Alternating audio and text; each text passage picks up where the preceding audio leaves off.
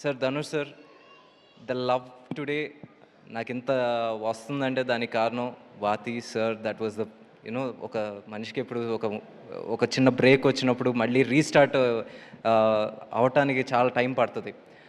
అంత టైం ఇవ్వకుండా ఈరోజు మళ్ళీ ఆడియన్స్ నుంచి ఇంత ప్రేమ రావడానికి కారణం సార్, వాతి. అది మీ నమ్మకంతో స్టార్ట్ అయింది.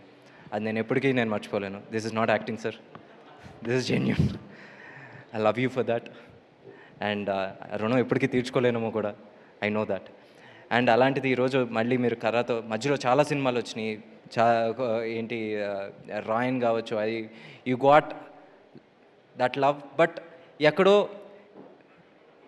అంత డిజర్వ్డ్ లవ్ రాలేదని నేను అనుకుంటున్నాను. మళ్ళీ తేరీ ఇష్క్ మే వాజ్ ఏంటి మళ్ళీ అదే కైండ్ ఆఫ్ లవ్ వచ్చేసి హైదరాబాద్లో వచ్చింది. నౌ కరా sir, mark my word sir, I have a very good feeling about this film. This film is going to do wonders.